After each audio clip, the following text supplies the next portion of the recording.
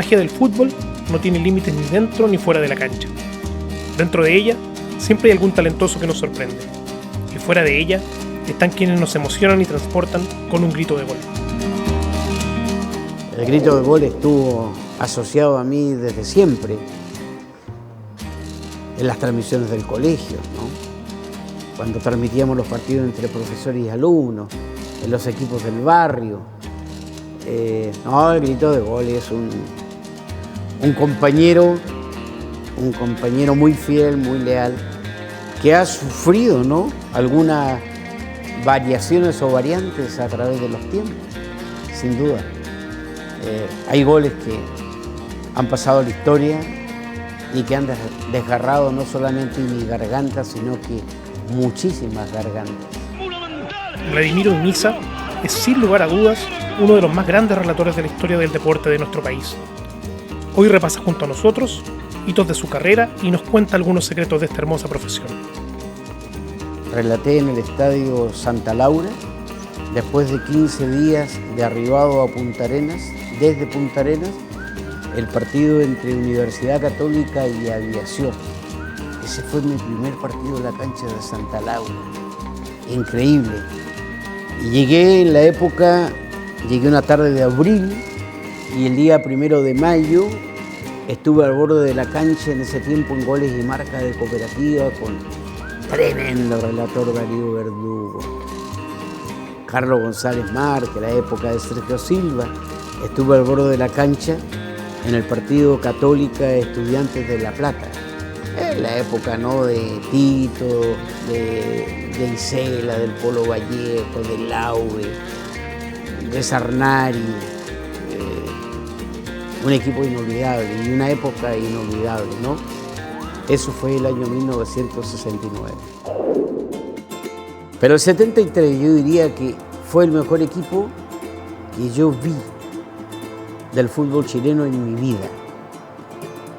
Neff, Galindo, Herrera, González, Rubilar, también Alejandro Silva. Los últimos 2 partidos venía de la U Alejandro. Páez, Chamaco, también Alfonso Lara. Caselli, Mese, Ahumada, Leonardo Vélez, también Beirut, también Osorio, también Solvizal Aguilera, también Mario Lara. Un equipo fabuloso, un equipo extraordinario, que mereció ser campeón. A ese equipo de verdad le virlaron el campeonato. Primero en Avellaneda, cuando meten con pelota y todo dentro del arco al Gringo Neff. Y luego aquí en el Estadio Nacional, no existía este estadio, el Estadio Nacional, cuando le anulan un gol que todavía preguntamos por qué a Carlos Caselli. Como le anularon un gol en el partido que se le ganó en Río de Janeiro a Botafogo, un gol a Chamaco Valdés. Todavía nos preguntamos por qué.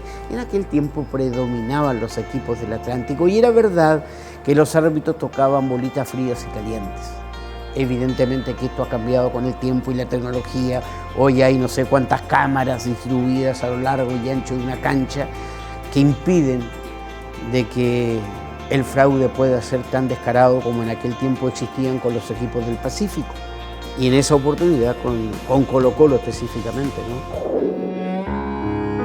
1973 no solo fue el año de ese inolvidable equipo de Colo-Colo.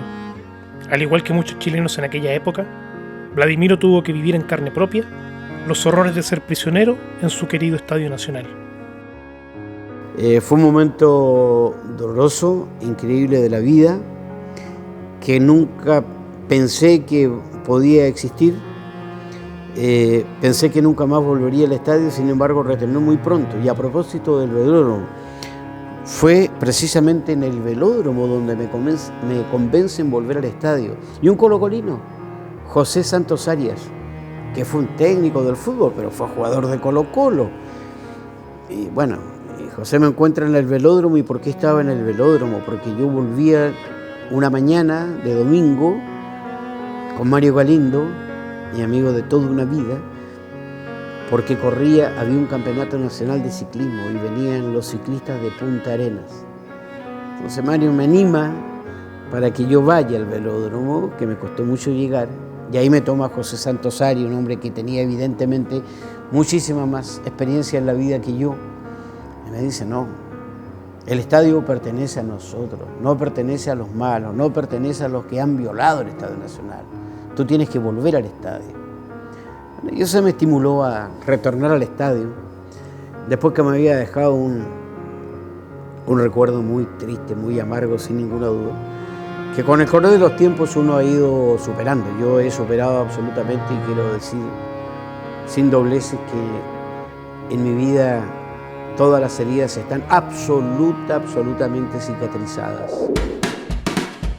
Un par de años más tarde, Chile enfrentaría a Perú en el marco de las clasificatorias para el Mundial de 1978. Momento que marcaría la carrera de nuestro querido cantagoles. Sí, bueno, aquella oportunidad del Cholo Sotil, que era más chico que yo o más bajo que yo, el Cholo Sotil, no hace 2 goles cabeceando ante 2 monstruos, Elías Figueroa y Alberto Quintana, ¿no? Nos cabecea ahí en el área y nos hace los goles que no nos permitieron la clasificación, y donde echamos mucho de menos a Carlos Caselli, equipo de Caupolicán Peña, y donde Carlos no fue permitido llegar a Chile. Se colocaran todos los inconvenientes en época de dictadura para que Carlos viniera a jugar por Chile.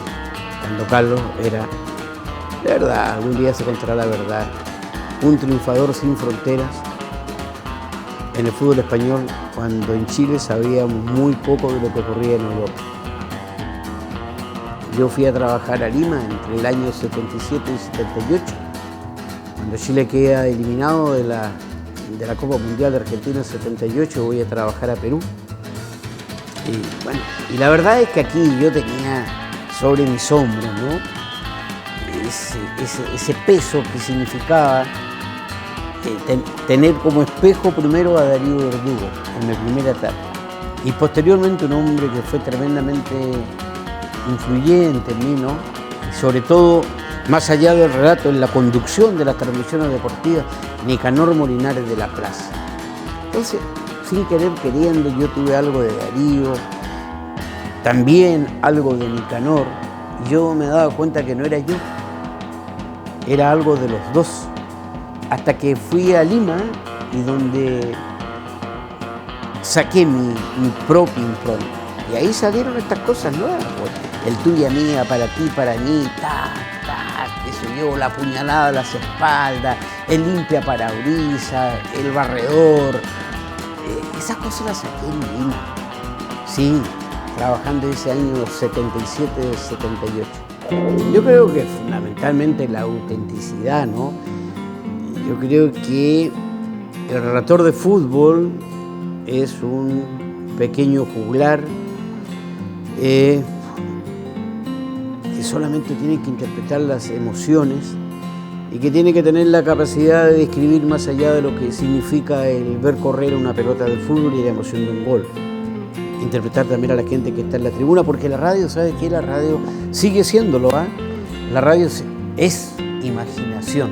Entonces, uno, a través del relato deportivo, tiene que imaginar a la gente que te escucha instalada en el estadio donde estás transmitiendo y viviendo no solamente las emociones de la cancha, sino de todo lo que ocurre en el entorno. Y contar de pasada el paisaje que te rodea. Yo creo que esa es la transmisión definitivamente del fútbol. Es realmente apasionante, diversos estilos, todo respetable, y este país ha sido cuna de grandes y notables relatores, tanto que en un momento determinado Chile tuvo los mejores relatores sin ninguna duda de la lengua hispana. Junto a Darío, ¿no?, Sergio Silva, Carlos González Márquez, Hernán Solís, Nicanor Molinares, Gustavo Aguirre. El gringo Marvin perteneció, era muy joven, el gringo perteneció a esa camada de notables, Abraham Dueña, Sergio Planels, Esteban Lowe. Fueron nombres ilustres que marcaron a fuego a la radio en aquellos tiempos. Fíjate que era segundo relator de Gustavo Aguirre en esos tiempos, quien fue un crack. Hoy estamos grabando aquí en el Estadio Monumental este programa, y Colo-Colo instauró un premio que es muy codiciado por el periodismo deportivo, Raúl Prado Cavada.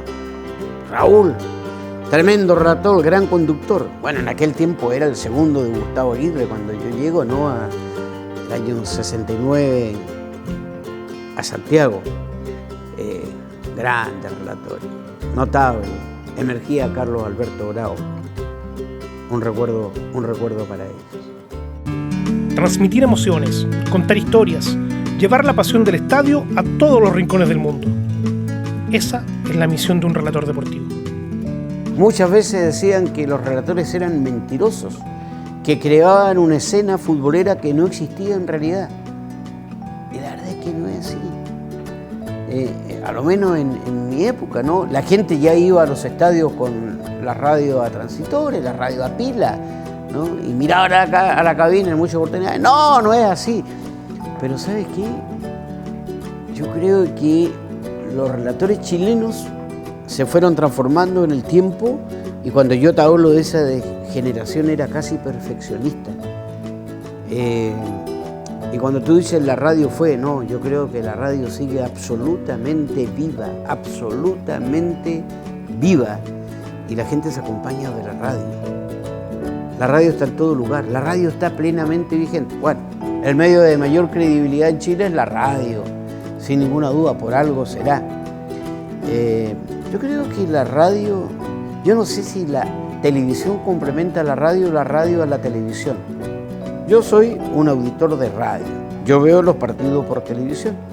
Viendo Chile-Bolivia, escuchaba a Igor Ochoa el otro día y a Marcelo Bartichotto que comentaban en la radio cooperativa, porque quiero tener también un sonido distinto, una opinión distinta a lo que estoy viendo frente al aparato de la televisión. No, para mí la radio es inagotable y no será derribada nunca, ¿no? Fiel compañera en todo lugar y en toda circunstancia de millones y millones de chilenas y chilenos. Y ojo, no es chilenas y chilenos, en el mundo entero la radio sigue plenamente vigente. Han pasado los años, han cambiado los tiempos y la profesionalización y privatización del fútbol hace hoy más compleja la labor de los comunicadores. Hoy se dice los periodistas no pueden ser amigos de los futbolistas y yo los respeto. Hemos cambiado cultura. No, en aquel tiempo no. En aquel tiempo los periodistas ingresaban al vestuario en el masaje previo o en la tina de inmersión o bajo las duchas entrevistando a los jugadores. Y donde después de tanto viajar por Chile, por el continente, por el mundo, tú establecías una relación de recíprocos afectos, recíproca amistad. Era una cultura distinta, había una relación muy distinta con los jugadores. Hoy tú tienes que pasar por los relacionadores públicos, tienes que pasar por los jefes de prensa para sacar una palabra en una conferencia de prensa de un futbolista determinado. Antes no. Antes teníamos a todos a disposición y con la mejor voluntad para hablar, para dialogar, ¿no? Eran los tiempos en que los reporteros de cancha estaban en la cancha, no en la tribuna. Yo no digo que eso haya sido mejor que hoy. Tiempos distintos. La globalización tampoco ha estado ajena al deporte. Y hoy por hoy, los afectos ya no son solo para el equipo del viejo o para el equipo del barrio. Hoy los niños juegan a ser jugador de Barcelona, imitando a Messi, Cristiano Ronaldo en su época gloriosa, el Real Madrid, ¿no? Marcelo en la Juve o Marcelo en River Salas, ¿no? Hoy Arturo Vidal y Alexis, los niños quieren jugar con la camiseta del Inter. Porque ¿sabe qué? Se ha perdido ese cordón umbilical, el lazo que ataba a los hinchas del fútbol con esto que hoy lo siente tan alejado. Emocionantes momentos de nuestro deporte los vivimos y disfrutamos pegados en una radio, viajando a través de la voz de grandes relatores. He relatado muchos goles que me han emocionado, ¿no? Muchísimos. Pero la final de la Copa Libertadores de América de 1991 sin duda que lo fue. Pero también lo he sido antes, los goles de Colo-Colo en 1973 por Radio Magallanes en la Copa Libertadores de América. Como fueron los goles gritados o el gol gritado en el Santiago Bernabéu cuando Iván logra, Zamorano, se transforma en pichiche del fútbol español y logra el gol frente a Deportivo La Coruña que le permite al Real Madrid ser campeón, o los goles de Marcelo Salas en Wembley, o el gol de Hugo Eduardo Rubio en el Estadio Nacional, no aquí en el Monumental, un gol, una joya maravillosa. La despedida de Carlos Caselli en el Estadio Nacional de manera internacional jugando frente a Brasil. Yo tengo que agradecer la posibilidad de haber relatado muchísimo fútbol, no solamente fútbol, básquetbol, boxeo, ciclismo, atletismo, haber seguido a Omar Aguilar en su maratón, haber estado en el maratón de San Silvestre, en haber estado con Benedicto Villablanca en Las Vegas transmitiendo el título mundial de boxeo, con Cardenio Ulloa en los Estados Unidos, en Miami, con Martín Vargas en el Estadio Nacional, en Mérida, transmitir esos títulos que desafortunadamente no llegaron, pero cuando se enfrentaba a los mejores campeones del mundo, a Betulio y a Canto, Betulio González y Miguel Canto. Yo soy un agradecido de haber podido relatar grandes acontecimientos del deporte chileno, no solamente fútbol, grandes acontecimientos del fútbol chileno. Más todavía, tengo la satisfacción de poder decir, antes de llegar a Santiago, tuve la ocasión de relatar automovilismo y haber relatado a Papín Jara, Bartolomé Ortiz, Boris Garáfulis, Claudio Ibarra en los circuitos patagónicos. O sea, de verdad, la radio me dio todas las posibilidades de lo que nunca, jamás hubiera soñado. La magia, la pasión y la emoción se viven de otra manera, gracias a estos indispensables obreros del fútbol.